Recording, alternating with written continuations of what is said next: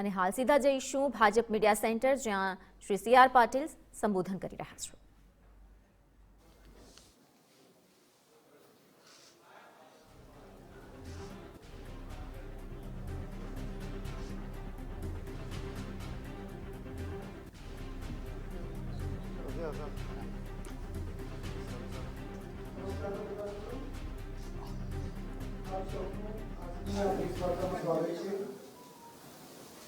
Bharatiya Janata party Gujarat प्रदेश अध्यक्ष CR Patil साहेब આજની આ વિશેષ પત્રકાર પરિષદની અંદર ભારતીય જનતા પાર્ટીના આવતીકાલના કાર્યક્રમો વિશે તેમજ આગામી ચૂંટણી પ્રચાર કાર્યક્રમો વિશે માહિતી આપશે.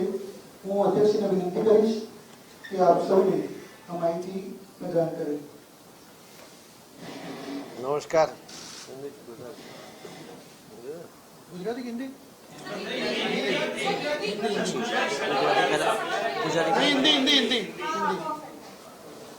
हिंदी.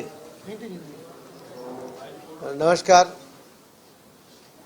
गुजरात विधानसभा का इलेक्शन और उसके लिए नामांकन, ये प्रक्रिया आज खत्म हो गई है. पहले स्पेल का जो इलेक्शन है 89 सीट का, उसका नामांकन के बाद वेरिफिकेशन और विड्रॉल वो प्रक्रिया भी पूर्ण हो गई है. दूसरे स्पेल के भी नामांकन की प्रक्रिया आज पूर्ण हो गई है. कल उसका वेरिफिकेशन होगा और 2 दिन विड्रॉल होगा. भारतीय जनता पार्टी आदरणीय प्रधानमंत्री नरेंद्र मोदी साहब जब मुख्यमंत्री थे उसी टाइम से कोई भी इलेक्शन में, विशेषकर विधानसभा के इलेक्शन में, विड्रॉल के बाद दूसरे दिन सभी विधानसभा में एक साथ एक दिन एक बॉम्बार्डिंग का कार्यक्रम करते हैं. पूरे विधानसभा में मीटिंग होती है. पूरे देश से सभी सांसद, सभी मंत्रीगण, अलग अलग सभी पार्टी के आगेवान, संगठन के आगेवानों, ये सब यहाँ पर गुजरात में 89 सीटों में से 82 सीट पर जाएंगे. गुजरात के मुख्यमंत्री, पूर्व मुख्यमंत्री, पूर्व नायब मुख्यमंत्री, मंत्री, पूर्व मंत्री, यहाँ के सांसद जो इलेक्शन नहीं लड़ रहे ऐसे पूर्व विधायक, ये सब लोग भी ये प्रक्रिया में शामिल होंगे.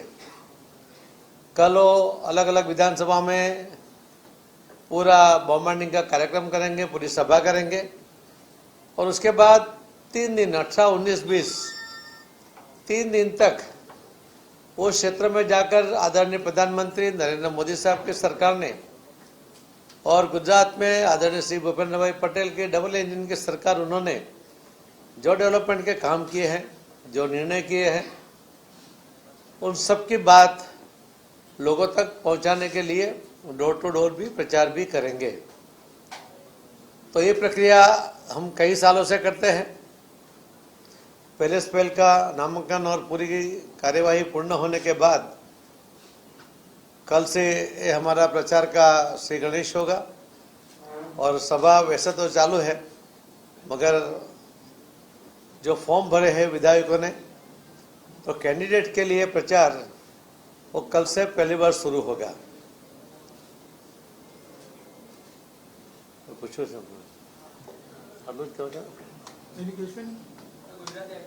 सोमनाथ में एक आम आदमी पार्टी के कार्यकर्ता का नेता का वीडियो वायरल हो रहा है जिसमें मारपीट करते नजर आ रहे हैं. इस पे क्या? देखिए, कोई एक वीडियो मैंने आप जो बता रहे हो देखा नहीं है और हम उसके ऊपर मेरिट के ऊपर इलेक्शन लड़ते हैं. ऐसा कोई छोटा बड़ा कोई कार्यकर्ता कुछ गड़बड़ करे, उसको इश्यू बनाकर लड़ना है हमारा काम नहीं है. हम किसी के वीकनेस के ऊपर भी इलेक्शन नहीं लड़ते हैं. हम भारतीय जनता पार्टी के कार्यकर्ताओं की जो ताकत है, लोगों के साथ उनका जो संपर्क है, जो संवाद है, जो विश्वास है, उसी के आधार पर हम इलेक्शन लड़ते हैं. हमारे आदरणीय प्रधानमंत्री श्री नरेंद्र मोदी साहब ने लोगों का जो दिल जीता है डेवलपमेंट के नाम पर और जो निर्णय किए उसके ऊपर, और हमारे गृह मंत्री श्री अमित भाई शाह साहब ने भी जिस तरह से वो प्लानिंग करते हैं और प्लानिंग को जमीन पर उतारते हैं, तो ये जो ताकत बनती है, संगठन की ताकत, उसके साथ एक प्लानिंग और हमारा ब्रह्मास्त्र जिसको कहते हैं, वैसे नरेंद्र मोदी साहब का चेहरा, इन सबको हम जब प्लस करते हैं तो हमें ऐसे कोई वीडियो की आवश्यकता नहीं पड़ती। हम मेरिट के ऊपर लड़ेंगे और जीतेंगे और रिकॉर्ड भी बनेंगे। पाटिल जी प्रधानमंत्री की कुल कितनी रैलियां होंगी गुजरात में अभी इस पूरे चुनाव प्रचार के दौरान? और जैसे ही तय हो जाएगी आपको फिगर बता देंगे। एक एक आदमी एक एक बताइए। हाँ, 46 आपके मीडिया का नाम भी पहले कुल मिला के 46 केंद्र से सभी आगेवान आएंगे, सांसद भी होंगे, मंत्री भी होंगे, पूर्व मंत्री भी होंगे, संगठन से भी आएंगे। वैसे 46 केंद्र से आएंगे और लोकल में 14 आगेवान करीब 36 सीट के ऊपर जाएंगे। केंद्र से 15 आएंगे, 46 सीट पर जाएंगे और स्टेट से 14 36 सीट पर जाएंगे। एक साथ सारी सभाएं नहीं हो रही है ना सर, अलग अलग टाइम पे होगी। हाँ, अलग अलग टाइम पे होगी। पाटिल साहब, मोरबी के 50 किलोमीटर के दायरे में कल 3 मुख्यमंत्री सभाओं को संबोधित करेंगे, ये किस प्रकार की स्ट्रेटेजी है? योगी जी आ रहे हैं, शिवराज जी आ रहे हैं, भूपेंद्र भाई भी आए। आपको इस सेंटर को पकड़कर किलोमीटर गिनोगे तो पूरा गुजरात का कोई भी सेंटर पकड़ोगे वहां पर, वैसे योगी जी कल सूरत में भी है, तो वो आपको आपने नहीं देखा, वो भी देख लीजिए। तो हर जगह पर मुख्यमंत्री भी सूरत में है, तो एक ही जगह है ऐसा नहीं है। हर जगह पे जो प्लानिंग होता है, जिस तरह से उनका डिमांड होता है, कार्यकर्ता की ओर से किसी का नाम भी सजेस्ट करते हैं, तो उस तरह से उसका प्लानिंग होता है। सर, कहने का मतलब ये था कि पाटीदार बहुल इलाके में ज्यादातर फोकस किया जा रहा है, ऐसा? ऐसे कोई इलाके में विशेष रूप से नहीं करते हैं। पाटीदार जो आगेवान है, पाटीदार सभी जो मतदाता भाई बहन है वो पार्टी के साथ है और इसके लिए सभी आगेवान जब जाएंगे तो हर क्षेत्र में जाएंगे, हर लोकेलिटी में भी जाएंगे। पाटिल जी,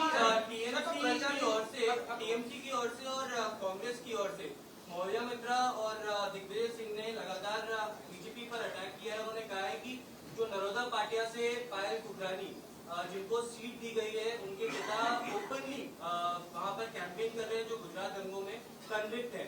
और उन्होंने ये भी कहा है कि जो विक्टिम्स हैं उनको जाकर हाईकोर्ट में बेल उनकी कैंसिल कराने के लिए आवेदन देना चाहिए। किस तरीके से रिस्पॉन्ड करते हैं? देखिए, कोर्ट का जो निर्णय था, उनको सजा हुई, सजा उन्होंने भुगत ली। ये जो उनकी लड़की है और खुद डॉक्टर है, उन्होंने शादी उनकी हो गई है। मान लो जो हादसा हुआ उस टाइम तो शायद उनकी उम्र भी 10-15 साल की होगी। आज वो कैपेबल है, इलेक्शन लड़ सकती है, जीत सकती है, पार्टी की कार्यकर्ता है, उस मेरिट के आधार पर हम उसको इलेक्शन लड़ा रहे हैं।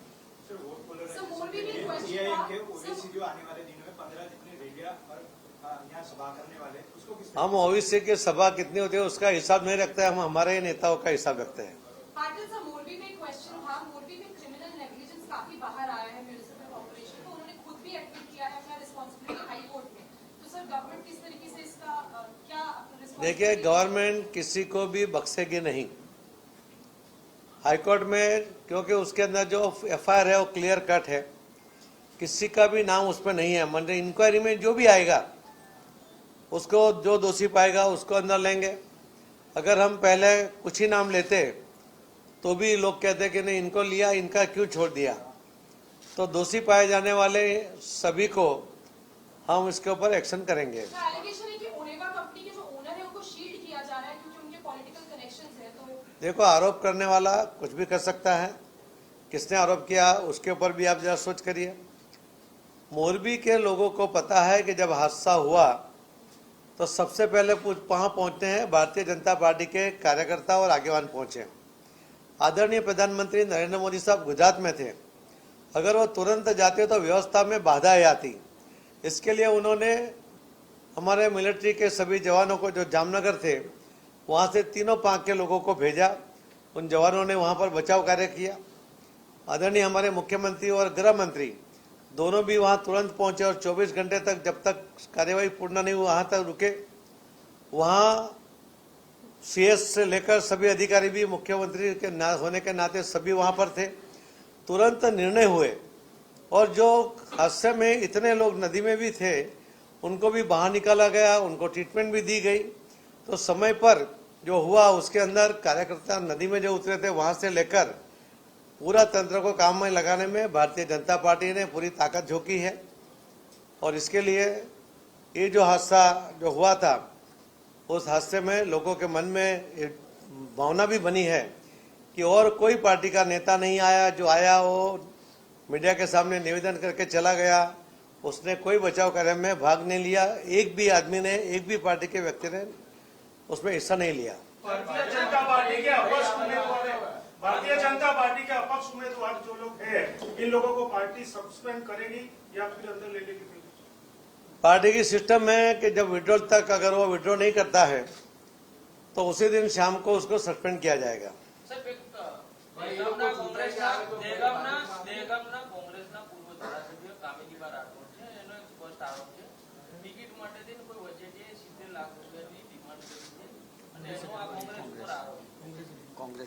અને કોંગ્રેસના પૈસા માંગ્યા તો કોંગ્રેસે પૂછવું જોઈએ। અમે અન્ય કોઈ પાર્ટીઓ પર આક્ષેપબાજી કરવા માંગતા નથી। મેં પહેલા જ કહ્યું કે અમે અમારા મેરિટ પર, અમારી તાકાત પર ઇલેક્શન લડવાના છે, એટલે આવા કિસ્સાઓને ઇસ્યુ બનાવીને અમે લડવા માંગતા નથી। એક એક બોલો, એક એક પૂછો।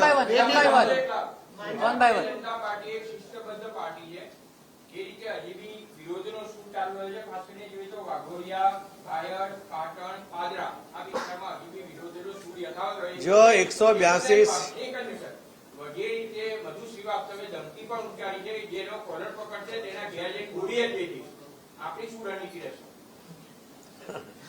182 સીટ ઉપર 4100 આગેવાનોએ ટિકિટ માંગી હતી। આ બધા સક્ષમ છે, પણ સ્વાભાવિક છે કે જેમ સ્થાનિક સ્વરાજ્યના ઇલેક્શન વખતે 9000 સીટ હતી અને 2 લાખ લોકોએ ટિકિટ માંગી હતી અને 1,91,000 લોકોને ટિકિટ નહોતી મળી, તો એ બધા જ કાર્યકર્તાઓ જે સક્ષમ હતા, જીતી શકે એવા હતા, એમણે પાર્ટીનું કામ કર્યું। હવે જો 4100 માંથી 3-4 જણાએ હજુ તો ઉમેદવારી કરી છે, હજુ એમની પાસે વિડ્રોલનો સમય છે અને જો વિડ્રોલના સમય પહેલા એ જો વિડ્રો નહીં કરશે તો પાર્ટી તરફથી સ્વાભાવિકપણે જે એક્શન લેવાના છે લેવાશે। सूरत से आम आदमी पार्टी के जो कैंडिडेट ने नाम वापस लिया, उसने बयान जारी करके कहा है कि कार्यकर्ताओं को बांटने के लिए मेरे पास 80 लाख 1 करोड़ नहीं है, इसलिए नाम वापस लिया है। देखिए, जो मुर्गी होती है ना, उसके जो बच्चे होते हैं वो भी उसको संभाल लेती है। ये जो उनके कैंडिडेट उनको संभालना चाहिए, वो संभालते नहीं है। कोई विड्रॉल करता है और फिर कहते हैं कि भाजपा के गुंडों ने उठा लिया। उनको ऐसे शब्द उनके मुंह में क्यों आते हैं? क्योंकि वो गुंडों के बीच में वही काम करते हैं। और इसीलिए मुझे लगता है कि कोई कैंडिडेट विड्रॉ करता है, मैंने पहले भी कहा कि उससे वजह से वो बिना रिक्त तो सीट हुई नहीं है, हम क्यों कराएंगे? हमें क्या मतलब है? हम वो सीट, वो कैंडिडेट रहता तो भी हम 25-30 हजार सीट जीतने वाले थे और आज भी जीतेंगे। हम किसी को भी विड्रॉ करने के लिए कोशिश नहीं करते हैं। उनके जो कैंडिडेट उनको वही संभाले, वैसे मैं उनको एक सलाह देता हूं आपके माध्यम से।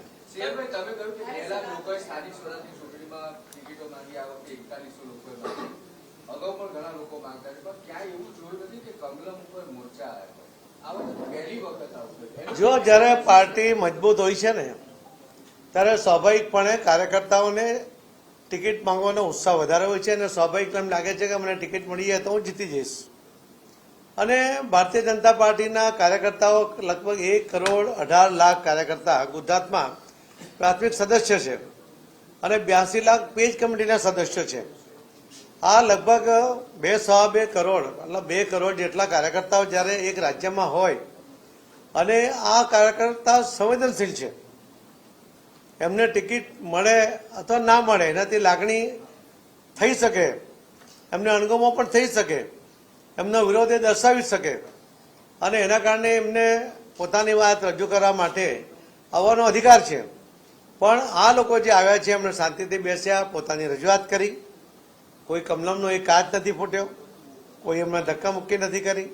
એ શિસ્તબદ્ધ પાર્ટીના કાર્યકર્તા તરીકે એમણે પોતાના અધિકારનો ઉપયોગ કર્યો અને હું એમને ખરેખર અભિનંદન આપું છું કે એમણે એક ઉદાહરણ પૂરું પાડ્યું છે કે ટિકિટ નહીં મળવા છતાં એમણે પોતાની વાત મૂકી અને પછી કામે લાગ્યા છે. સાહેબ, આ પ્રચારની આ રણનીતિ કયા આધાર મતલબ તૈયાર કરી છે? કઈ સીટ ઉપર નેશનલના લીડરો જે છે, કઈ સીટ ઉપર પ્રદેશના નેતાઓ છે? એ આખું પ્લાનિંગ થયું છે, એટલે હવે એને તો ડિટેલિંગ મારી પાસે હમણાં નથી, પરંતુ ખૂબ પ્લાનિંગ સાથે અમે અલગ અલગ જગ્યાએ અલગ અલગ આગેવાનોને મોકલી રહ્યા છે. બસ તૈયાર કરીને આપી દેશો તમને પહેલા.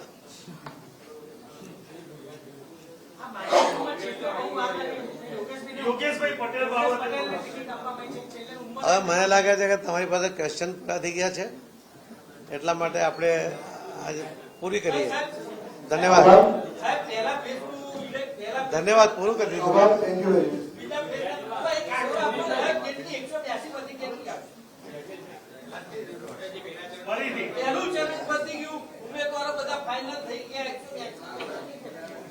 આદરણીય પ્રધાનમંત્રી નરેન્દ્ર મોદી સાહેબે વલસાડની એક સભામાં કહ્યું હતું કે હું આ ઇલેક્શન મારો જ રેકોર્ડ તોડવા માટે લડી રહ્યો છું.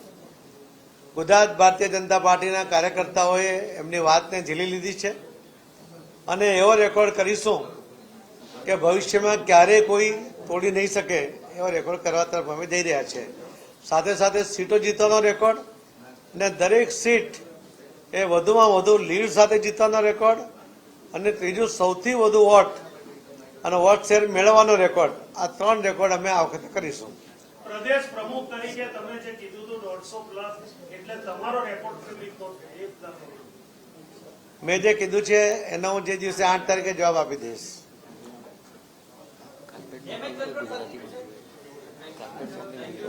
આપી દે ને. ગુજરાતીમાં ગુજરાતી કાર્પેટ બોમ્બ. સારી કાર્યક્રમ અમને જે પ્રશ્ન નહીં, કાર્પેટ બોમ્બ છે ગુજરાતી.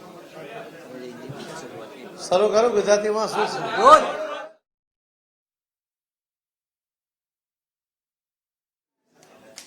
ગુજરાત વિધાનસભાના ઇલેક્શનની પહેલા સ્પેલની નામાંકન, વેરિફિકેશન અને વિડ્રોલ આ ત્રણેય પ્રક્રિયા પૂરી થઈ ગઈ છે. બીજા સ્પેલમાં પણ નામાંકનની પ્રક્રિયા આજે પૂરી થઈ છે. કાલે વેરિફિકેશન હશે અને બીજા 2 દિવસ વિડ્રોલ માટે હશે. ભારતીય જનતા પાર્ટીની આદરણીય પ્રધાનમંત્રી શ્રી નરેન્દ્ર મોદી સાહેબ ગુજરાતમાં હતા ત્યારથી એક પરંપરા રહી છે કે વિધાનસભાના ઇલેક્શનમાં જે સીટો ઉપર વિડ્રોલ થાય એના બીજા દિવસે એક સાથે એક જ દિવસે એક કાર્પેટ બોમ્બાર્ડિંગ કરવું, એટલે કે દરેક વિધાનસભા ઉપર એક સાથે મિટિંગો કરવી, એક જ દિવસે મિટિંગો કરવી. આ વખતે અમે આખા કેન્દ્રમાંથી 15 જેટલા આગેવાનો, અલગ અલગ રાજ્યના મુખ્યમંત્રીઓ, સાંસદો, કેન્દ્ર સરકારના મંત્રીઓ, સંગઠનના આગેવાનો, અમારા રાષ્ટ્રીય અધ્યક્ષ એવા આગેવાનો આવીને 46 સીટ ઉપર કાલે પ્રચાર કરશે અને બાકીના 2 દિવસ એટલે 18, 19, 20 એ સંપર્ક કરીને આદરણીય પ્રધાનમંત્રી નરેન્દ્ર મોદી સાહેબની અને રાજ્યમાં શ્રી ભૂપેન્દ્રભાઈ પટેલની સરકાર દ્વારા ડબલ એન્જિનની સરકારમાં જે કામો થયા છે એની માહિતી આપશે.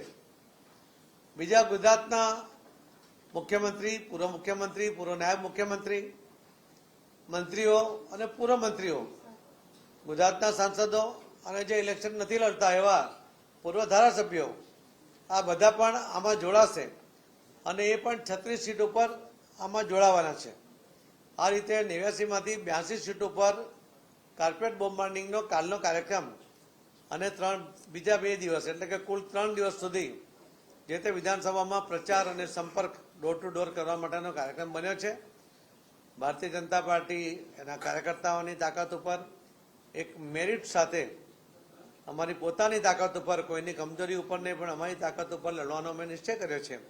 અમને વિશ્વાસ છે કે આદરણીય પ્રધાનમંત્રી નરેન્દ્ર મોદી સાહેબે જે પોતે જ પોતાનો રેકોર્ડ તોડવા માટે ઇલેક્શન લડે છે એવું જે જાહેર કર્યું છે એના પ્રતિભાવ રૂપે ભારતીય જનતા પાર્ટીના ગુજરાતના કાર્યકર્તાઓ પણ એમની સાથે જોડાયા છે. એટલે સૌથી વધુ સીટો, સૌથી વધુ લીડ અને કુલ સૌથી વધુ વોટ શેર, આ 3 રેકોર્ડ આ વખતે અમે ગુજરાતમાં કરીશું. પ્રશ્ન? હા,